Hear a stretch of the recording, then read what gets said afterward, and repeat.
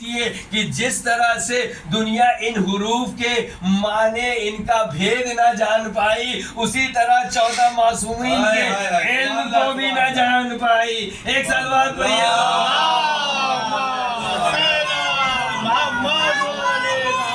دوسری جو بات ذکر ہو رہی ہے کہ قرآن میں یہ ذکر ہے کہ یہ جو حروف ہیں یا حرف ہیں یہ سب کے سب بڑے مقدس حرف ہیں اور بہت ہی پاک و پاکیزہ لفظ حرف ہیں. آپ غور کریے، قرآن کہہ رہا ہے کہ یہ بہت ہی پاک و پاکیزہ حرف ہیں، بڑے مقدس حرف ہیں، بڑے بامعنی لفظ ہیں، حرف ہیں. تو بھائی آپ سمجھ رہے ہیں نا کہ یہ پاک و پاکیزہ ہیں. اب ذرا قرآن اور پڑھ لیجئے. انما یرید اللہ لیذھب عنکم الرجس واہل البیت ویطہرکم تطہیرا.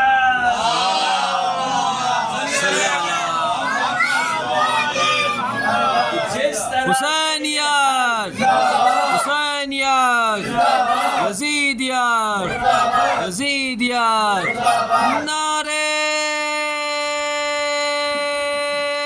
حیدری، حیدری، نعرے صلوات.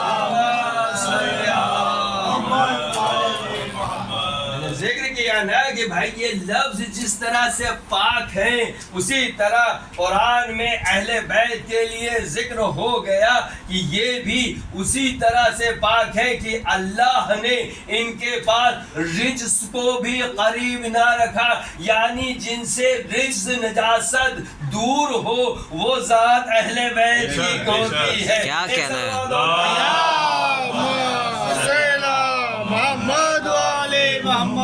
اب دیکھیے، میں نے کہا کہ پورا میں ظاہر سی بات ہے کہ جب میں ممبر پہ بیٹھتا ہوں، پہلے سے بھی بول چکا، میں مطالعے کے ساتھ بیٹھتا ہوں.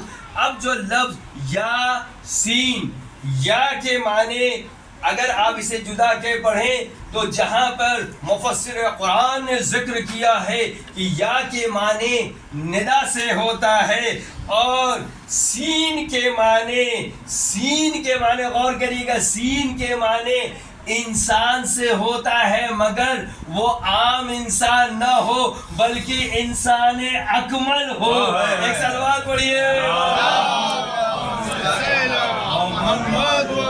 اب یہاں پر بھی تھوڑا سا تضاد ہے، کیونکہ میں نے جب اپنے بڑے بھائیوں کی کتابیں پڑھی اور اپنی کتابیں پڑھی تو اس میں فرق نظر آیا. انہوں نے ضرور یہ کہا کہ بھائی ان حرف کے معنی اللہ ہی جانتا ہے، مگر یہ کہنا غلط ہے کہ یاسین کے معنی جو آپ بتاتے ہیں پانچویں امام محمد علیہ السلام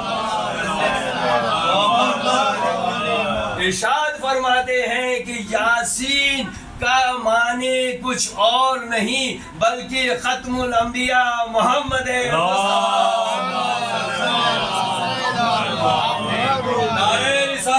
یا رسول اللہ، یا علی.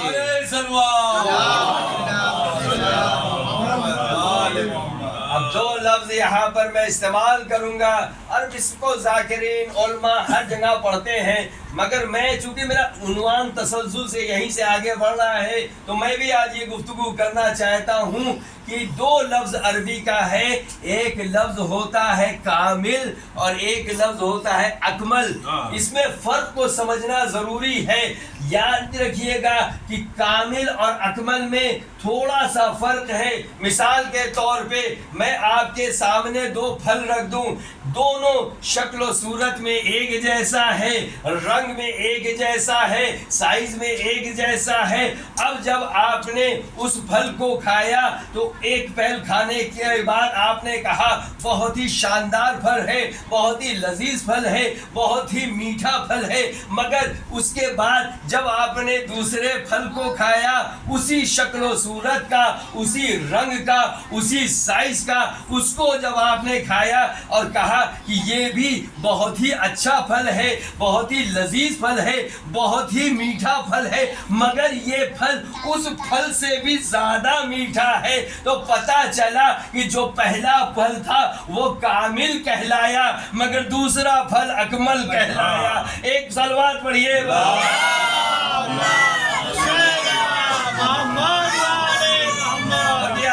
پہلا कामिल है और दूसरा अकमल है। देखिए मैं लफ्ज़ नुक्स नहीं इस्तेमाल करना चाहता हूँ क्योंकि उसमें भी नुक्स नहीं है मगर इसमें भी नुक्स नहीं है, यानी जिसमें आप कह ले कोई कमी न निकाल पाए, कितनी भी कोशिश कर ले तो वो अकमल होता है। और कामिल भी वो है जो पूरी तरह से मुकम्मल होता है। अब देखिए कि अल्लाह ने इस सरजमीन पर अपने खलीफा को बनाकर भेजा तो ऐसे ही नहीं भेजा बल्कि उसे कामिल बनाकर भेजा। हजरत आदम अलैहिस्सलाम को जब इस सरजमीन पर भेजा तो उनके लिए ये आयत नाजिल हुई, इन्नी जाइलुन फिल अर्ज़ खलीफा। ऐ हजरत आदम अलैहिस्सलाम, मैंने आपको इस सरजमीन पर अपना पहला खलीफा बनाकर भेजा है। तो बात पहली यहाँ वाज़ेह हो गई कि खलीफा किसी और के बनाए नहीं बनता है बल्कि अल्लाह की जानिब से मुंतखब होता है। एक सलवात पढ़िए।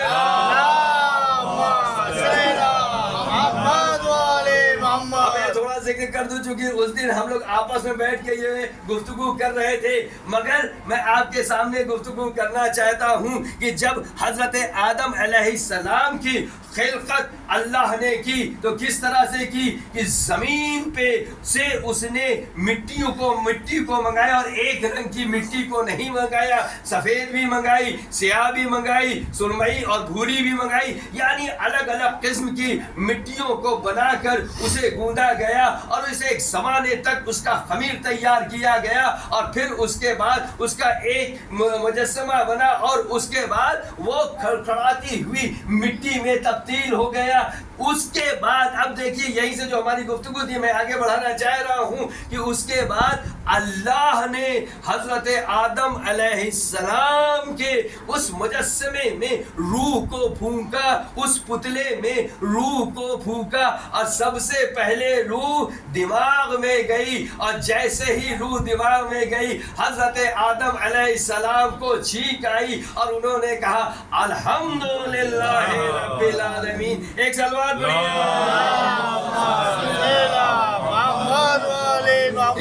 सलवात पढ़िए बंदो।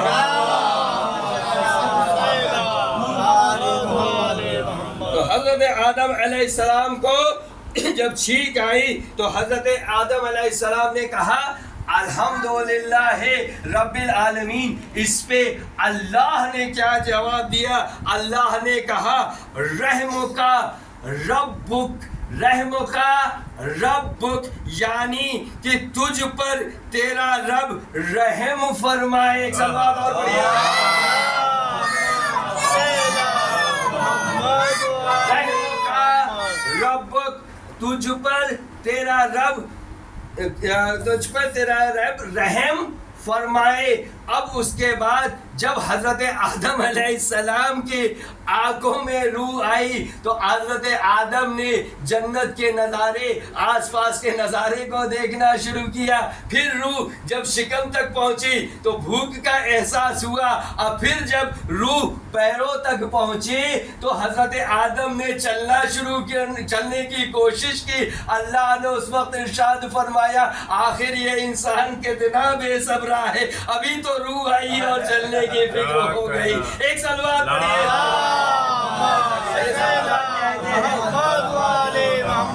इंसान कितना बेसब्रा है। इंशाअल्लाह ये रूह की जो बात छेड़ी है मैं आगे जिक्र करूंगा। मैंने कहा था मैं ज्यादा नहीं पढ़ूंगा मगर गुफ्तगू आगे बढ़ती चली जा रही। बस मुझे जल्दी से अपने उन्वान को समेटना है, बाकी गुफ्तगू सब मैं कल करूंगा इंशाअल्लाह। मगर आज की गुफ्तगू मैं थोड़ा समेटना चाह रहा हूँ। अब देखिए मैंने जिक्र जो किया वो एक अकमल और दूसरा कामिल। कामिल वो जो मुकम्मल हो और अकमल वो भी मुकम्मल है मगर उसमें आप कोई कमी न ढूंढ सके। तो मैंने हजरत आदम से जिक्र किया। अब हजरत नूह पर आ जाइए। हजरत नूह अलैहिस्सलाम अल्लाह के नबी हैं तो कामिल नबी हैं, इसमें कोई शक नहीं होना चाहिए। मगर देखा जाए तो हजरत नूह अलैहिस्सलाम की एक ज़ौजा नाफरमान है, एक बेटा नाफरमान है। भाई आपने पढ़ रखा है। फिर आप और आगे बढ़िए और आगे बढ़िए। जनाब मूसा کے پاس آ جائیے تو جو ان کے صحابی تھے، ان کے ماننے والے تھے، وہ سب کے سب نافرمان تھے. بھائی غور کر رہے ہیں نا آپ جناب یوسف پہ آ جائیے تو جناب یوسف کے بارے میں کیا ہے کہ ان کے سارے بھائی نافرمان تھے. ایک صلوات پڑھیے پر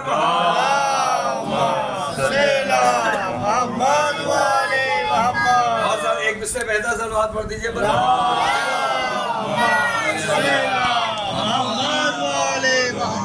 جناب یعقوب پہ آ جائیے تو جناب یعقوب کے بیٹے جناب یوسف کو چھوڑ کے نافرمان تھے. بھائی آپ غور کر رہے ہیں نا. اگر آپ اور بھی آگے بڑھیے تو جناب یونس پر آ جائیے تو جناب یونس کے چند ساتھیوں کو چھوڑ دیجئے تو باقی سب کے سب صحابی نافرمان تھے. تو پتا چلا کہ یہ سب کے سب نبی کامل تو تھے مگر اکمل نہیں تھے. کامل تھے مگر اکمل نہیں تھے. بھائی غور کریے گا کامل اور اکمل میں فرق ہوتا ہے. یہ سب کے سب کامل تھے. تو اب آپ سوال کریں گے کہ آخر اکمل کہاں ڈھونڈا جائے تو میں آپ کو جواب دوں گا کہ اگر آپ کو اکمل ڈھونڈنا ہے تو کربلا کی سرزمین پر چلے آؤ. یہاں پر دیکھو گے کہ جیسا باپ ہے ویسا ہی بیٹا ہے, جیسا بھائی ہے ویسا ہی دوسرا بھائی ہے, جیسا شوہر ہے ویسی ہی زوجہ ہے. جان سلوات پڑھیے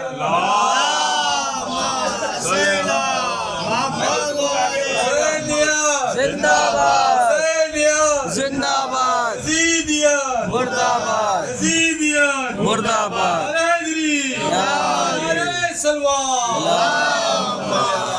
کربلا کی زمین پر آ جائیے سب کے سب اکمل ملیں گے سب کے سب, کیونکہ جیسا شوہر ویسی زوجہ, جیسا بیٹا ویسا باپ, جیسا بھائی ویسا ہی دوسرا بھائی. بھائی غور کر رہے ہیں نا. ارے بھائی جیسا امام ویسے ہی صحابی.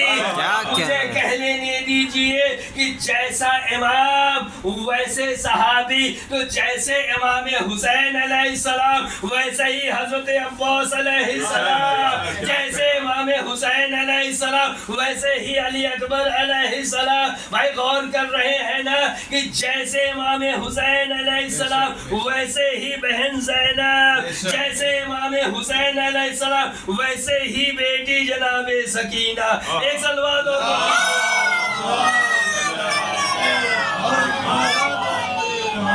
یہ سب کے سب اکمل ہیں. یہ سب کے سب کربلا کے زمین پر امام حسین علیہ السلام نگینے نہیں لائے تھے بلکہ تراش کر نگینے لائے تھے, اور ایسے نگینے تھے کہ جو امامت کی انگشتری میں سما جائیں. صلوات پڑھ دیجیے.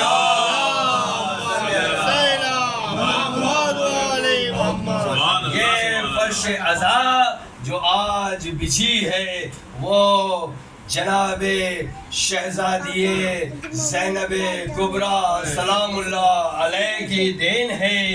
یہ فرش عزا آج بچھی ہے جس پہ ہم امام حسین علیہ السلام کی مجلس کر رہے ہیں.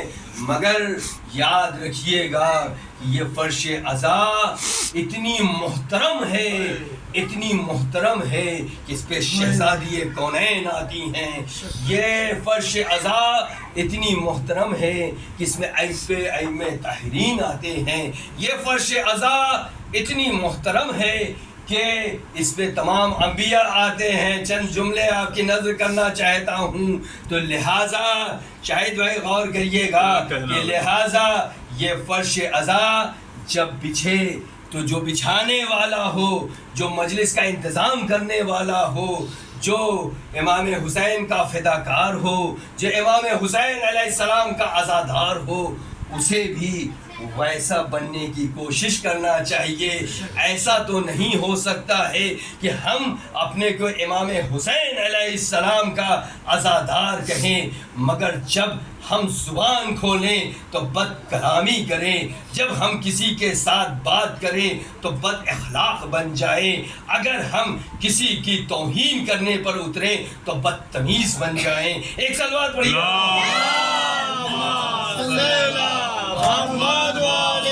امام حسین علیہ السلام مولا کائنات نے ایک جملہ کہا تھا, یاد رکھیے گا کہ مولا کائنات نے یہ کہا تھا کہ میں ان لوگوں سے زیادہ خوف زدہ رہتا ہوں جو دن میں میرے ساتھ ہوتے ہیں, شب کی تاریکی میں کسی اور کے ساتھ ہو جاتے ہیں. میں ایسے لوگوں سے, کیونکہ دشمن سامنے ہو تو مقابلہ کیا جا سکتا ہے, مگر دشمن کہیں چھپا ہو تو اسے مقابلہ کرنا مشکل ہو جاتا ہے. یہ فرش عزا ہے, یہ فرش حسین ہے, یہ تقدس اس کا ہمیں خیال رکھنا ہے کہ ہم اس فرش عزا پہ بیٹھیں.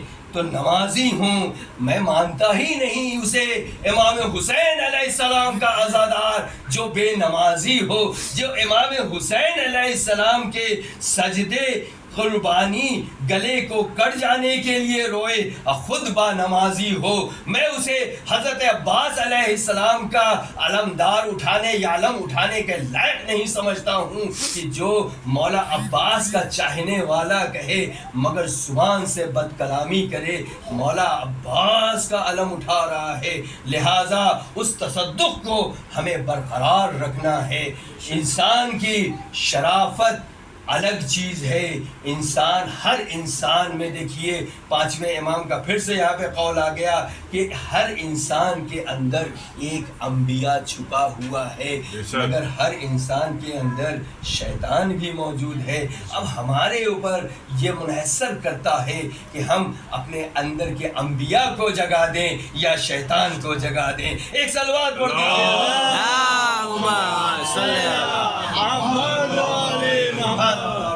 ذکر کر لیا. یہ فرش عزا, اس کی بہت زیادہ ہمیں احترام کرنا چاہیے. جس فرش عزا پر جناب سیدہ آ جائیں, اس فرش عزا کا احترام ہر مومن کے لیے ضروری ہے. بہرحال یہ ایام عزا چل رہی ہے, فرش عزا بچھی ہوئی ہے. میں چند ذکر کروں گا. امام حسین علیہ السلام جب کربلا کے میدان میں شہید ہو گئے, ام سلمہ ارشاد فرماتی ہیں کہ میں رات میں سوئی تھی کہ میں نے خواب میں دیکھا کہ میں دن میں بلکہ سوئی تھی کہ میں نے خواب میں دیکھا رسول خدا سر برہنہ آئے ہیں اور آنے کے بعد گریہ کر رہے ہیں. میں خواب سے بیدار ہو گئی, میں نے وقت کو دیکھا تو عصر کا وقت تھا, رسول خدا فریاد کر رہے ہیں, اے ام سلمہ تم ابھی تک سو رہی ہو, تمہیں خبر ہے میرا لال حسین کربلا کی زمین پر شہید ہو گیا. ام سلمہ خواب سے اٹھی اور بیان کرتی ہے کہ رسول خدا نے مجھے کربلا کی اس مقام کی خاک دی تھی جہاں پہ تربت امام حسین موجود ہونے والی تھی. اب جب میں نے اس خاک پر نظر ڈالی تو خاک خون میں تبدیل ہو چکی تھی. ہاں عزادارو, ایک واقعہ آپ بہت گریہ کریں گے, مجلس تمام ہونے والی ہے. آپ کی زحمتیں, بلکہ میں رحمتیں کہوں گا, یہ اللہ کی رحمتیں ہیں. یہ فرش عزا آپ اس پر موجود ہیں. واقعہ کوفے کا ہے. عبداللہ ابن عفیق جو کوفے کا رہنے والا تھا, تجارت کے سلسلے میں وہ باہر گیا تھا. جب وہ کوفے میں واپس آیا تو آنے کے بعد کیا دیکھا کہ کوفے کے تمام گھروں کے لوگ موجود نہیں ہیں اور تمام بازار بند ہیں, مرد موجود نہیں ہیں, جنگجو موجود نہیں ہیں, فوج موجود نہیں ہے. وہ اپنے گھر گیا تو اس نے کیا دیکھا کہ اس کی بیٹی ہے. کہا بابا جان آپ یہاں کیا کر رہے ہیں؟ حاکم کا حکم آیا ہے کہ کربلا میں کوئی باغی ہے. اللہ اکبر, کربلا میں کوئی باغی آیا ہے, اس کا سر قلم کرنا ہے. اللہ اکبر, اس باغی کا سر قلم کرنا ہے.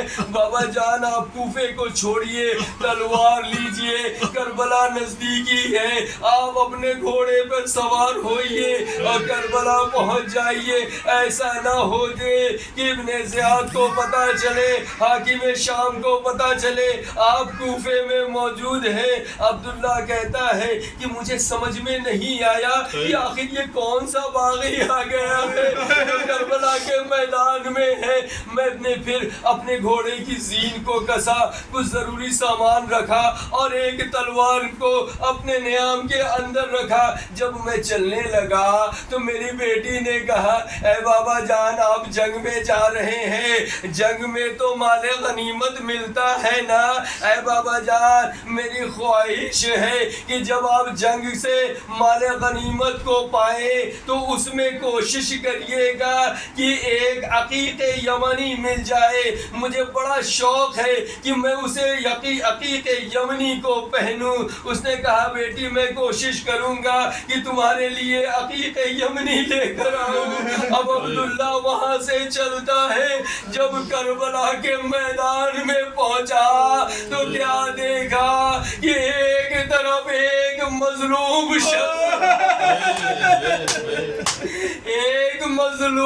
شخص ہے جس کا بازو زخمی ہے, جس کا سینہ چھدا ہوا ہے, جس کے چہرے پہ خون بنا ہوا ہے.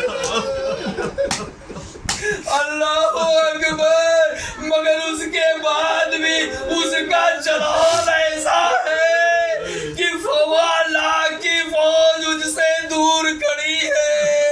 ارے میں اس کے قریب گیا, میں نے اپنے گھوڑے کو ایڑ لگایا, اب تلوار کو نکالا, کہا یہ ایک مظلوم ناتوا شخص ہے, اس کا سر قلم کر دوں. جیسے ہی میں اس کے پاس آیا اس نے آواز دی عبداللہ میرے قریب آ جاؤ, عبداللہ میرے قریب آ جاؤ.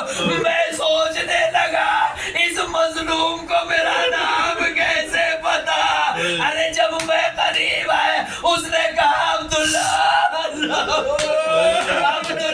یہ دیکھو میرے انگلی میں یہ انگوٹھی ہے, اس میں عقیق یمنی ہے. تیری بیٹی نے عقیق یمنی مانگا تھا, یہ میں تجھے ہدیہ کر رہا ہوں, اپنی بیٹی کو دے دینا. ارے یہ سننا تھا, وہ لرز گیا. ارے یہ بات میں نے کسی سے نہ کہی, آپ کو میرا نام کیسے معلوم, میری بیٹی نے کیا کہا, آپ کو کیسے, خدا کا واسطہ اپنا نام بتائیے. ارے یہ تو نہیں کہا کہ شہ مشرقین ہوں, ارے یہ تو نہیں کہا شہ مشرقین ہوں. ارے مولا نے سر جھکا کے کہا میں حسین.